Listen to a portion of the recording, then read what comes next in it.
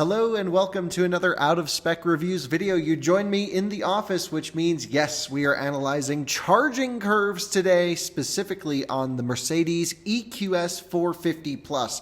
Finally, after many failed attempts, I got a good 0 to 100% charging curve log on this vehicle. I'll explain why it was so difficult. It is not a fault of the cars. It's a fault of the charging infrastructure. And then we're going to get into, of course, looking at the curve and special treat. I've already prepared all the graphs and all the data for you to save you guys the work here at the end of the video. So stick around. We're going to analyze how Mercedes top electric car charges when hooked up to a DC fast charger in the best of conditions.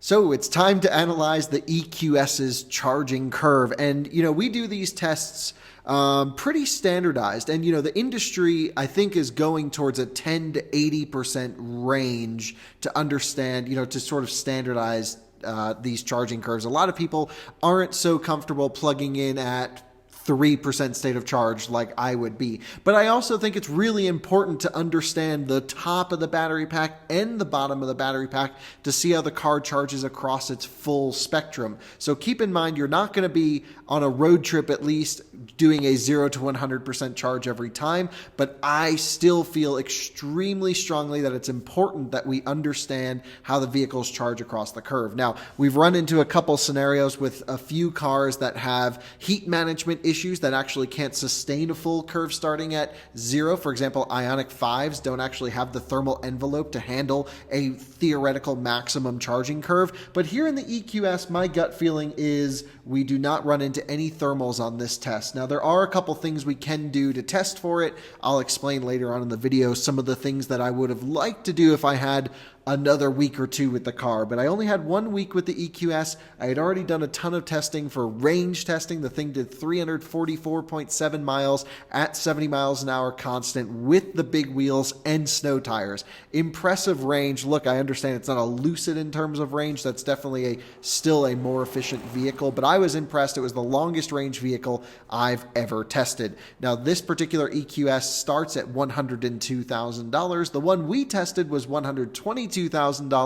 Almost half of that option cost was taken up just from that giant hyperscreen. And we have plenty of videos on this car, and I've done reviews. I've driven every version, the EQS 450 Plus, the base car in the US, that's this car. What's funny, I don't think I've told anyone yet, this exact car is the same car I reviewed when I reviewed the EQS for the first time. So if you go on this channel and look at my EQS full review, or first drive review, I should say, it's this exact car. It just had the Aero wheels on it. And honestly, I wish we had the Aero wheels for this test, for the range test, not the charging test, because I think the car would have done 360, 370 miles on one charge. I really think the wheels and tires let it down in this test, and it was a very impressive result. I also tried to find a Model S dual motor to run this car against, so if you know someone with one in the Colorado area, let me know. Perhaps we can do a little side-by-side.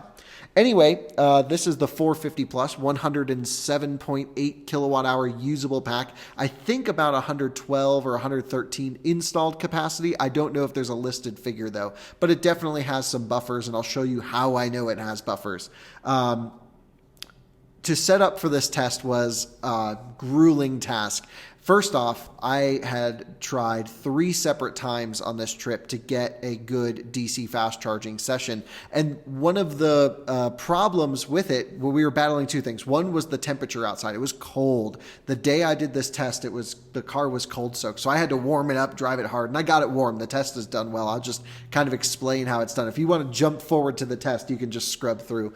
But basically what I did was the car cold soaked outside overnight. It was like 15 degrees Fahrenheit. Started it up, ran the heater. The car has on-route battery preconditioning and great route planning and plug and charge. All things you need, elementary items that every EV needs. They're all here in the EQS because Mercedes gets it. I will say, though, I was never able to get plug and charge to work on this car, and it's very possible that whoever's the account holder at Mercedes USA just never set it up. I would think if you're loaning cars out to media, you guys watching this video probably know a lot of automotive journalists still aren't totally sold on the EV thing, aren't knowledgeable on charging stations. Why give them a car and say, good luck, and give them no charging card or anything for Electrify America. I don't know. I think that's a little crazy. Mercedes, if you're watching this, activate plug-in charge on your vehicles, or at least make sure it works, because it didn't, in my experience, on multiple cars now. So basically got in the car in the morning. I think I left it outside with like 25% state of charge, preconditioned it for a fast charger, yo-yoed it over there, and yeah, it actually got like 140 kilowatts at the Electrify America station, which is all that station can deliver to that car. And I'll explain why. This is why my test was so difficult. The only 350 kilowatt station near my house is in Loveland, Colorado. It's at a Target, Electrify America station. And there are two 350 kilowatt stations there. One has been offline and down for at least a month and a half, and probably longer. And so that's just sucks. There's no other way to say it. Like, that's terrible. So we're left with one 350 kilowatt charger for our area. Now, I have to say, I don't know if that's, I don't want to speculate here, but I don't think that's really Electrify America's fault as to why that charger's down. I think the parts are hard to get for these chargers. I think everything's on back order, and this is probably a charger that needs a part. Again, I don't want to speculate, but that's my gut feeling. I think if EA had all the stuff, they would have fixed it. Anyway, then I go to the only other working 350 kilowatt charger, and it's an ABB unit. And in my understanding, ABB units should push 500 amps to the car, which is what we need on EQS. And I'll explain why that's the case. And I plugged it in a couple days earlier, and I only got 140 kilowatts. I was like, that's weird. And I ripped the car around, and I couldn't get the thing to charge. And then I was like, oh, I got it. I understand why the car was only accepting that much power. And it was a very linear curve. So it started, I guess, a few days earlier, where I realized the charger was limited to 350 amps. They may be trying to protect the chargers or something, but either way, this ABB unit was not pushing 500 amps to the car. Now, technically, this still can be rated as a 350 kilowatt charger. I know I'm getting really nerdy here, but 350 amps at 1,000 volts, which these chargers do operate up to, is 350 kilowatts. But then you also can get to like a brand new Signet unit that has the newest firmware update. Like, for example, when my friend Tom Malogny charged the Lucid Air on a Signet unit with the newest software, that can push 500 amps. And we saw that, or at least more than 350, because that's a 800-ish volt car, and it was doing 303 kilowatts. And so I was like, oh no, we're not going to be able to do a charging test on this EQS because I don't know of any 500 amp 350 kilowatt charging. And part of this is infuriating to me because in the real world, does this really matter? I would say an extra 50 kilowatts does matter. But I think a lot of executives at these companies watching these videos will say, oh, well, you're lucky you got it to charge and all that stuff. Yeah, thanks. I get it. But we need it to charge better. So I was like, oh no, we're not going to be able to get a charging test for EQS. And thankfully, EVgo had a station that recently went online in Denver. Actually, I believe 4 of them, part of this Ultium Ready program they're doing with GM, that are 350 kilowatt, 500 amp Signet units here in Colorado. I was like, that's our ticket. We got to go there. So anyway, after I figured this out, the next day, again, left the car outside, cold soaked it, 25%. I should have put it in my garage, but I had to move cars around, and I was just like, whatever, I'll just do it in the morning. So preconditioned it to the charger, went to EA, plugged in very low state of charge, charged it all the way up to just enough to get to the station in Denver, preconditioned on the way to Denver. You know, everything's warm at this point. I was yo-yoing the car really hard, driving the piss out of it, and we got everything up to temperature, and it was no issue. Then pulling in the parking lot to do the charging test, I go through a little speed bump at 3 miles an hour. Some anomaly, and it just popped the tire, and I heard psst. I was like, oh no. So anyway, I hooked it up to the charger. We did the charging test with a flat tire. Thankfully, it was literally right around the corner from where the media vehicles are kept, so we just drove it over there. They had a spare wheel and tire, and it was a non-issue. But I thought that was kind of funny. So back to this 350 amp situation, there are a lot of chargers. Older Signets, apparently ABBs here in the US, that cannot output 500 amps. So that means on BMW iX, on BMW i4, on Rivian R1T, on EQS, for the 400 volt cars, these are all cars that will not be able to achieve their maximum charging rate, even if plugged into a 350 kilowatt charger. And you would have to find a specific 350 kilowatt charger that's not limited to 350 amps that can do 500. And I know that the new signets work on Electrify America, and I heard through the grapevine that some of the Canadian BTC Power stuff does as well. But again, I've never tested a car up in Canada yet. More to come on that. So that kind of blows a little bit. And the reason, if you're wondering, 500 amps is that is the limitation of CCS. Tesla is a 400 volt system, but can do 250 kilowatts and apparently higher, Elon claims, because they're not limited to CCS and they can actually pump more current through their handles. If you guys remember back in the early days, road tripping, where I used to wrap the wet rags around the supercharger handles to get them to charge faster, that's because the cables themselves were thermal limiting, doing 600-700 amps to the car. So anyway, got the EQS there. Oh, back to the 350 amp limitation. Silverado EV and Hummer EV, these Ultium cars that'll do 350 kilowatts, they're going to need more than 350 amp because they're at lower voltage than 1,000. So anyway, I think this is starting to become an issue, and I really think we are going to do a deep dive on this topic and talk about which chargers can deliver the full, which chargers can't, why are they all labeled as 350 kilowatts. And again, this is for the super nerds. If you just are buying a car off the street and you just want it to charge, you might take you an extra 5, 10, 15 minutes to charge up. Not the end of the world, but for guys like me, I don't know. This is an important oversight that I think people are just dismissing without really looking at it. Now to the charging test. Pulled in, battery pack warm, plugged in the car dead, and now we evaluate the charging curve. So let me cue up the video here. You'll notice that the charger in the car are slightly out of sync. I've actually synced this entire clip perfectly. So we are audio synced. Everything happened at the same time. But I think the car lags a little bit behind the charger.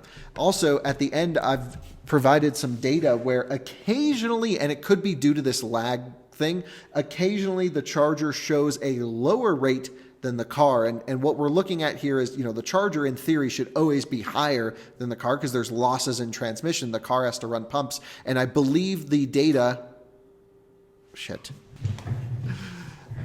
sometimes going too efficient makes your life miserable with these motion lights in this office. I believe the data in the car is energy going into the battery pack instead of energy coming from the charger through the port. I could do more testing if I had more time, but I'm pretty sure that's what my estimation is. If you know differently, let me know, but I'm pretty sure that's the case. So we have two different pieces of data. We have the screen on the charger, that's power delivered, and we have the screen in the car, and that's power being added to the battery pack. So let's start this thing right now. Boom. EQS has a theoretical maximum charge rate of 200 kilowatts. That's 500 amps at 400 volts. So at low state of charge, we're not going to hit it. Makes sense. Chargers dumping 500 amps into this thing. 196 kilowatts being delivered right off the bat. 10% in 4 minutes. I mean, that's amazing for a 400 volt car using CCS.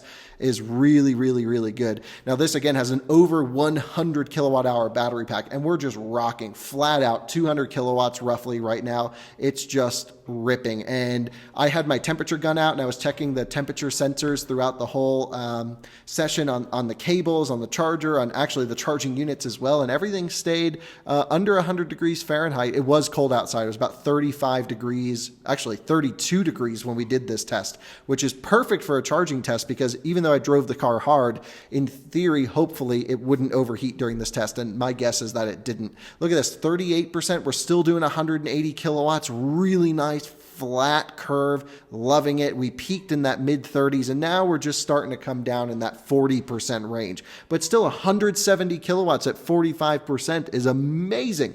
18 minutes has gone by. We've added 57 kilowatt hours. There is nothing to complain about here. 50% state of charge. We're at 160 kilowatts. I believe Model S long range and Plaid do about 10 kilowatts less at the same state of charge. So I think Model S and is probably a better charging EV overall just because it can have that 250 kilowatt peak, but then EQS is still really efficient. So we should do these tests. I'm curious. to see how it'll go. I don't think many people are road tripping EQSs though, which is kind of unfortunate because I would. We're 26 minutes in, 65% state of charge, still at 130 kilowatts. I mean, you could still be sitting at a charger and be happy here. I remember the early days of Tesla supercharging back when 120 kilowatts, we would all be so excited to hit that. We're like 118, 119, 120, come on, baby. And 30 minutes has gone by, 86 kilowatt hours added, still doing 120 kilowatts. I mean, this is totally acceptable. It's no longer mind-blowing. It's not leading the pack, which is that what a Mercedes top-of-the-line EV should stand for? S-Class has always been the peak, but I think their decision to stick with 400-volt instead of 800-volt architecture would have only helped them from that 0 to 50% charging, and then anything after that, there would have been no benefit. The car already has pretty good thermals with driving hard, and that would have cost them a ton of money. So I think maybe they took the right approach, although not the very Mercedes approach. Just crossed 100 kilowatt hours delivered to the car. You can see the counter skipped over. EVgo, if you're watching this, just expand that a little bit. You're going to have big battery packs there. Leave some room.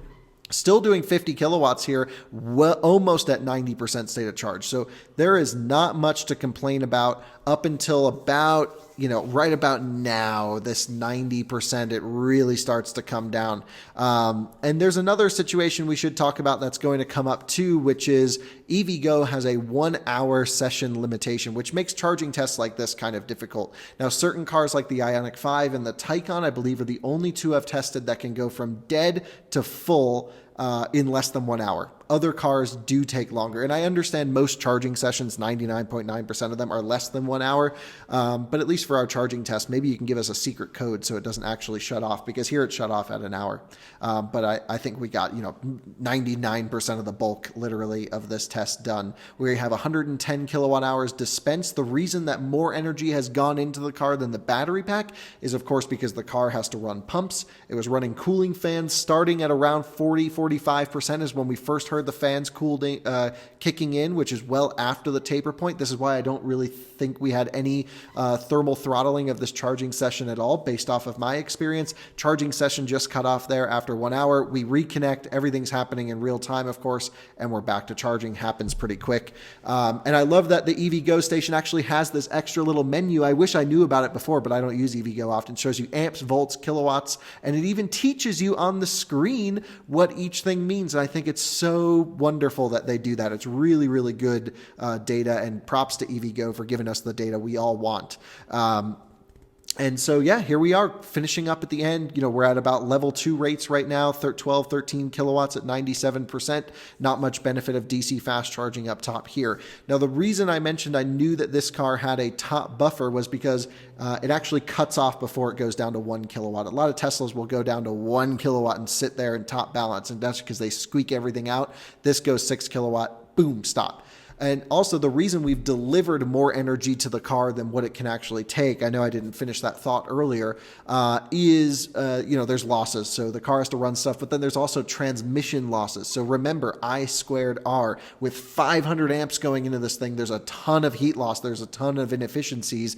And a benefit of 800 volt cars is you need less current, which means hopefully more efficient charging.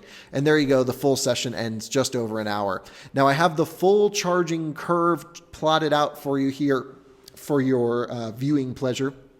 And this is basically looking at the red line being the EQS displayed power on the screen. There were a couple percentage points where the door was closed. We had to keep opening the door. If you guys know from our Electrify America test, we have to keep tapping the screen every 60 seconds. On the EQS, we had to keep opening the door every X number of seconds. So, you just can't win.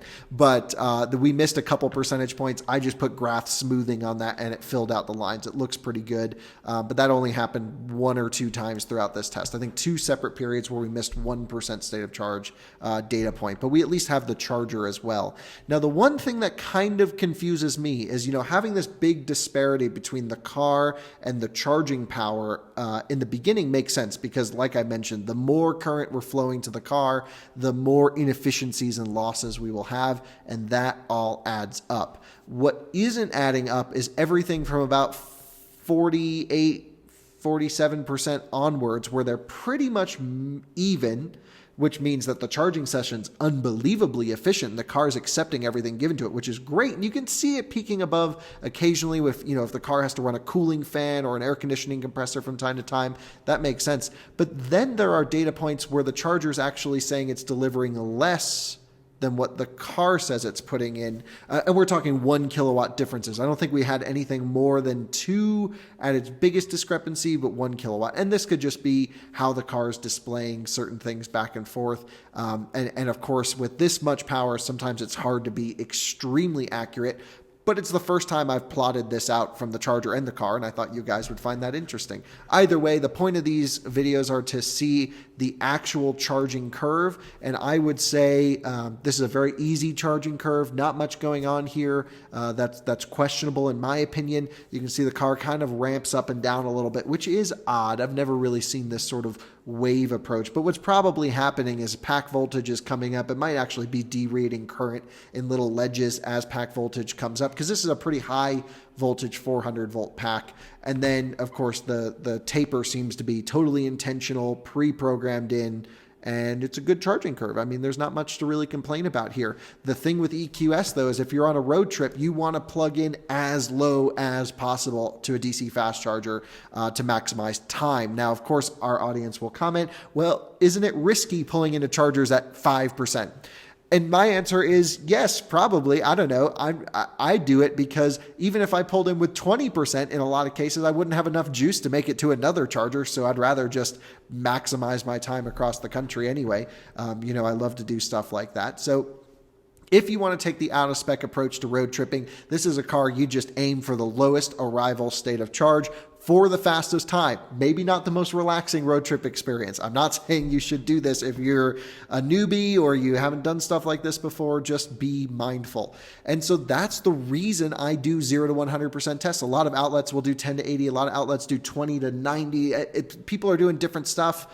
I just think we just show you the whole thing and you can extrapolate the data from within. I genuinely don't believe that if we plugged in at 10% or 20% state of charge, that the rest of this curve would be affected on this car. An Ioniq 5, EV6, GV60, yes, that will happen. And that's why you do need to do multiple tests on those cars. This one to me just feels pretty solid. I would have loved to do one more test. The one test I would have loved to do, if anyone out there with an EQS wants to do this one, is you see it starts to taper right around 38 to 40% state of charge. What I would have loved to do was to get the car, again, preconditioned to the charger and plug in at about 35% state of charge, and then see if it follows the same path as this charging curve or if it tapers down quicker. If it tapers down, or I should say, if it elongates, if it holds the state of charge longer, if it holds the kilowatt rate longer, sorry, it's very late at night actually. I'm just trying to get this video out for you guys.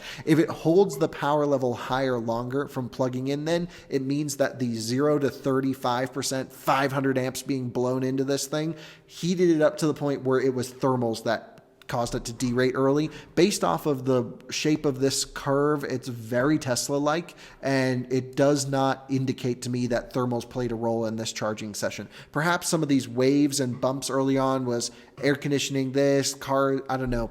But I guess that should be smoothed out a little bit. But again, 500 amps at 400 volts is all this car can technically accept, and that's its 200 kilowatt rate. We saw a peak of 203 being delivered to the car, all within spec. Sounds great. And a pretty fat charging curve, like the way this car charges. It's not industry leading, which I think is a bit of a disappointment considering this is Mercedes being the leader of technology for the last 60, 70 years. In cars, with S-Class and safety and driving dynamics. And I've been a Mercedes, I wouldn't necessarily say fanboy, but I've been in awe of what they've been able to achieve over the years. And I don't personally think the EQS commands that much, respect that maybe an S-Class in its place should. And unfortunately, I think that's this car's greatest downfall. Is this should be, lucid levels, 1,000 volt almost on a full charge, really maximizing everything, spending every last engineering dollar to make this car perfect. And I know they spent a lot of time, and the car truly is fantastic. But at least here in the EV department, it's not industry leading. But it is great. If you're thinking about buying one, cars really good. I wish I had one as a road trip car because it's so unbelievably comfortable with great driver assistance and everything like that. So there you have it. The EQS charges great. And as expected, although it took me many tests on many states, because I've also tried this a couple times before in California and ran into this 350 amp issue. And I was trying to ask engineers at Mercedes, like, why isn't your car charging at 200 kilowatts? And they're like, we have no idea. It should do 200 kilowatts. Like, is the battery warm? I'm like, yes, I kind of know what I'm doing here. They're like, oh yeah, that makes no sense. And we figured it out. And it's the fact that iX, i4, EQS, Rivian R1T, R1S, those are all high power 400 volt charging cars. And then anything that is rated for 350 kilowatt, Hummer EV, Silverado EV, etc., up top will also need the 500 amps. These are all cars that are going to suffer from this. I think it's going to be an increasing issue going forwards. And I think that's the moral of this story is like EQS charges great on very few chargers out there. Because you can't even look at 350 kilowatt chargers because I would say more than half can't deliver 500 amps right now in the States. Anyway, thanks for watching another Out of Spec Reviews video. I know it's a nerdy one. These videos never perform that well, but hopefully they are a service to you. I spent almost half of my week trying to get this thing right, but I'm glad we got it. And we'll see you on the next one. Bye-bye.